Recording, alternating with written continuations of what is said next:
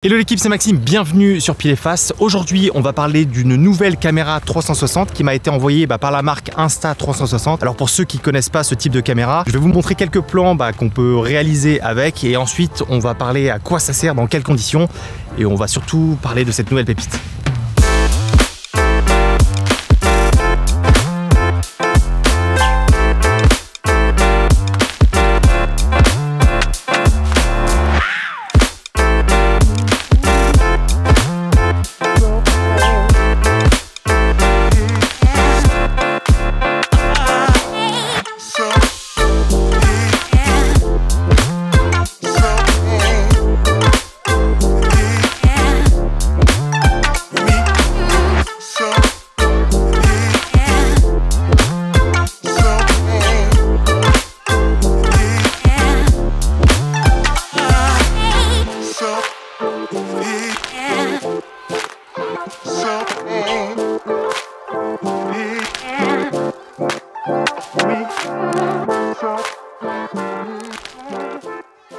Ok, je pense que vous comprenez l'intérêt d'avoir une caméra à 360, ça vous permet de positionner la caméra dans n'importe quelle direction et surtout dans n'importe quelle position.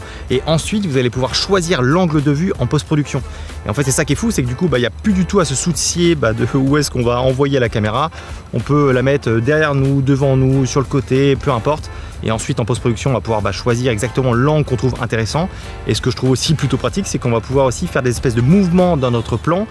Et c'est des choses qu'on pourrait peut-être pas forcément faire avec une caméra normale, ou en tout cas pas une caméra de cette taille-là. Et ce que je trouve plutôt bien aussi, c'est qu'en fait la caméra va directement supprimer le stick. En fait, le stick, ça vous permet d'envoyer la caméra dans plusieurs endroits, un peu là où vous voulez.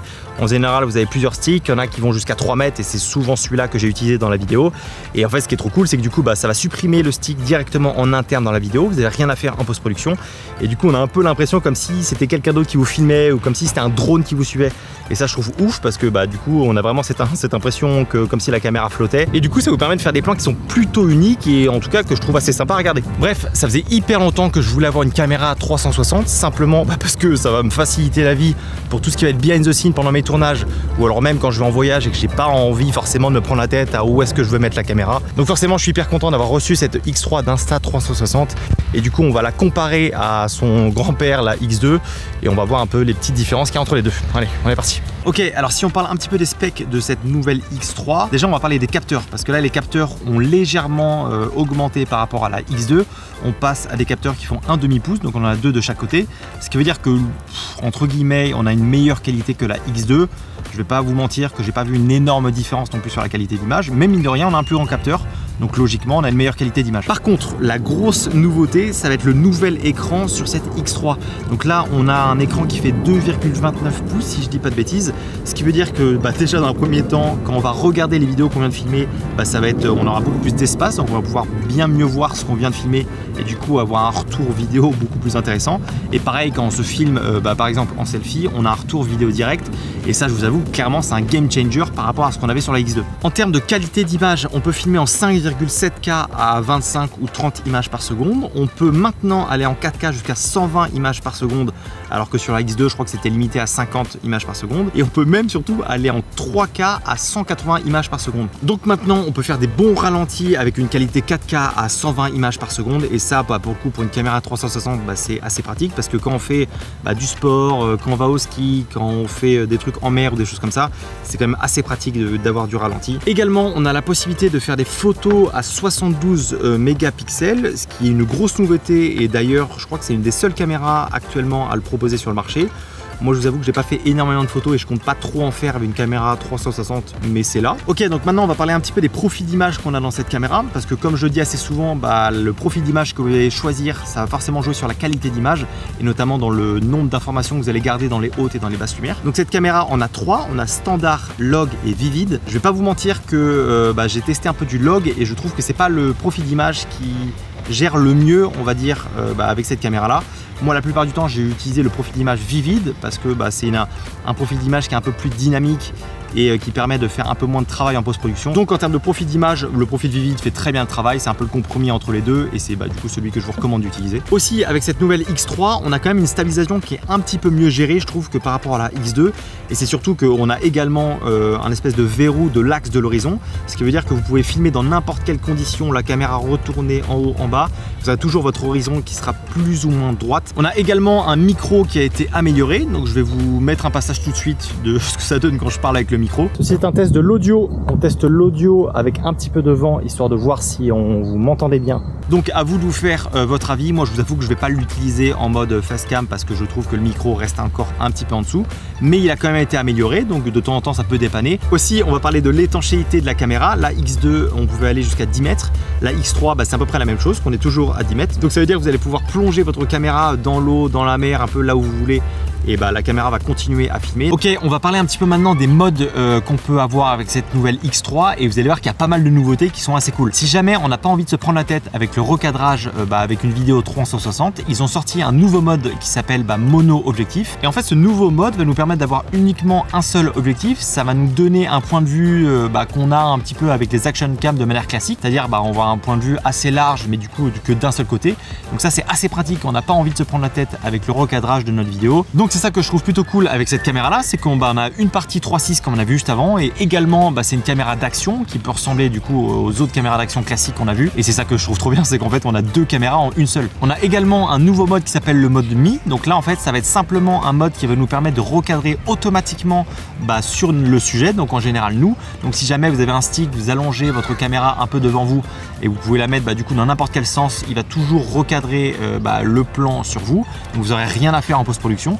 Donc ça, quand vous n'avez pas trop envie de vous prendre la tête sur soit le logiciel, soit sur votre téléphone, ça peut être un mode qui peut être assez pratique. On a également un nouveau mode vidéo qui s'appelle Active HDR. Donc là, en fait, ça va être un mode qui va être, on va dire, qui va garder un peu plus de dynamique dans notre image, c'est-à-dire qu'on va avoir plus d'informations dans nos basses et dans nos hautes lumières.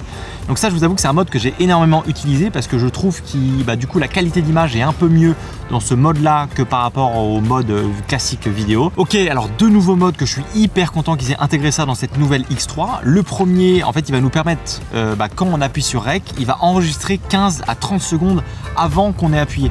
Ça veut dire que si par exemple, je sais pas, vous êtes en mer, vous voulez filmer par exemple des dauphins, là d'un coup vous voyez un dauphin qui sort de l'eau mais vous n'avez pas eu le temps d'appuyer sur Rec, et vous aurez juste à appuyer dessus et lui il va enregistrer automatiquement les 15 ou 30 dernières secondes qui ont précédé l'appui de Rec. Alors c'est un mode qui est en bêta, donc moi j'ai pas pu le tester sur cette caméra là, mais du coup ça va forcément arriver dans les firmware je pense quand vous aurez la caméra, mais c'est un mode que je trouve forcément incroyable parce que du coup ça permet de jamais perdre l'instant que vous voulez capturer et toujours d'être sûr en fait que vous allez avoir le bon moment, et ça je trouve ça top. Le deuxième mode que là par contre j'ai pu tester, c'est un mode qu'on appelle enregistrement en boucle. Donc là c'est à dire que quand vous allez appuyer sur Rec, vous allez pouvoir choisir le temps que vous voulez que la vidéo s'enregistre. Par exemple ça peut être 1 minute et en fait toutes les 1 minute la vidéo la vidéo qui est passée va s'effacer pour laisser place à la nouvelle vidéo. Donc ça c'est top quand vous n'avez pas forcément beaucoup de place sur la carte mémoire et que vous voulez être sûr de capturer un moment précis. Donc ce que je trouve incroyable avec cette nouvelle X3, c'est qu'ils ont vraiment ajouté pas mal de modes et c'est des modes qui vont nous être utiles. Parce qu'en fait les modes qu'on avait sur la X2 c'était sympa, c'était plus un peu du gadget pour faire des plans cool. Et c'est ça qui est cool, c'est que du coup on a pas mal de modes qui sont plutôt pratiques et qu'on va pouvoir utiliser dans pas mal de situations différentes. On a également la possibilité de connecter notre caméra à notre téléphone, ce qui va nous permettre déjà de voir un petit peu le rendu que ça peut avoir. Et c'est surtout que ça va nous permettre sur l'application directement de retoucher un petit peu nos vidéos. On va pouvoir du coup choisir les angles de vue directement qu'on a pris avec la 360 et également un peu ajouter des effets pour directement exporter notre vidéo par l'application. Donc ça c'est assez pratique aussi parce que du coup on n'a pas besoin forcément de passer par un logiciel de montage.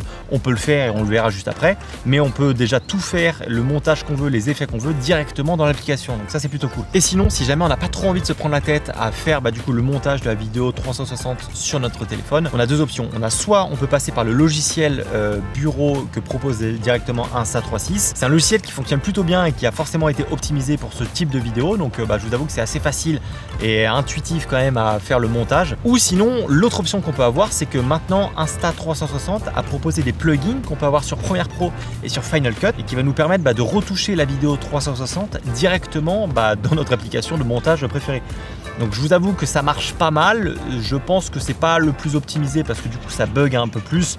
que si on passe par le logiciel d'Insta directement. Mais en tout cas, ça nous laisse le choix. Si on a envie de tout retoucher directement sur notre logiciel de montage sur Premiere Pro, et ben on peut le faire. Donc ça, c'est assez pratique. Ah oui, aussi, j'ai oublié de vous parler du prix. Alors, au moment où je tourne la vidéo, j'ai pas encore le prix définitif de cette X3. De ce qu'on m'a dit, c'est que ça allait être plus ou moins le prix similaire à la X2 au lancement il y a quelques temps. Donc on va être autour des 500 €, mais j'ai malheureusement pas le prix définitif. Donc maintenant, pour qui la X3 est faite? Alors déjà, si jamais vous n'avez pas de caméra 360, c'est un truc que je vous recommande d'avoir parce que c'est hyper simple à utiliser. Ça vous permet de mettre la caméra dans n'importe quel endroit, angle différent, vous pouvez recadrer tout derrière, donc c'est hyper simple. Donc si vous cherchez une caméra 360, honnêtement, je vous dirais de partir sur la X3. Si par contre vous avez déjà une X2, à moins que vous ayez vraiment besoin d'avoir un écran un peu plus grand, les nouvelles fonctionnalités, etc.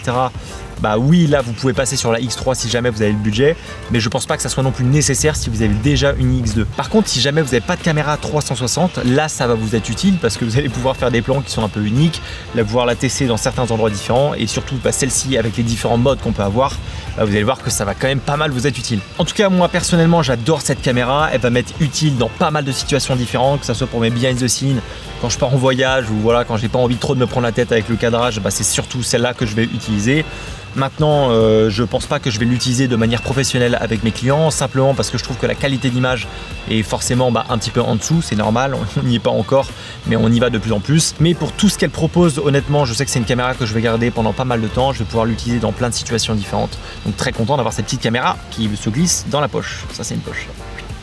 Donc si jamais l'Insta360 X3 vous intéresse, je vous mets le lien en description. Donc merci à Insta360 pour leur confiance. Et puis nous on se dit simplement à la semaine prochaine dans une autre vidéo. La bise!